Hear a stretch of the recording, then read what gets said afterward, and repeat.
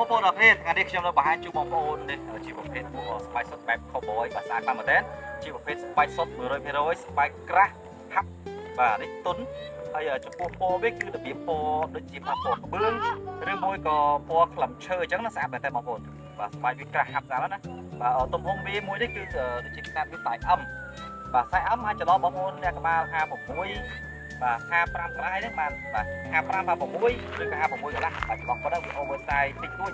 អាចថាអ្នកចន្លោះពី60គីឡូទៅ70គីឡូជាងឬក៏អាច80គីឡូបាទពេលខ្លះវាអត់សំខាន់នឹងគីឡូពេលខ្លះអ្នកខ្លះមានគាត់ធំគីឡូធ្ងន់ទឹកមែនតែក្បាលគាត់ទេតូចទេបាទអញ្ចឹងសម្រាប់ពួកយើងមានអានេះមួយទៀតបាទគាត់ស្អាតខ្លាំងណាស់ដែរអានេះជាប្រភេទស្បែកកំបាច់ការភ្ញីស្អាតណាស់បងណាបាទអានេះភាពគេថាunit គឺមានតែមួយទេបងហើយ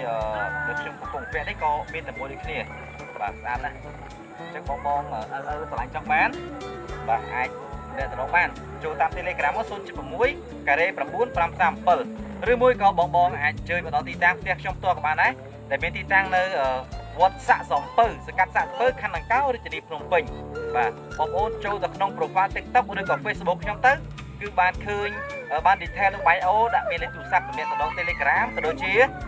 អាស័យដ្ឋាន Google Map តែម្ដងអរគុណច្រើនអញ្ចឹងបងអាចទំនាក់ទំនងបានចូលទៅក្នុង profile ខ្ញុំទៅណាអរគុណច្រើន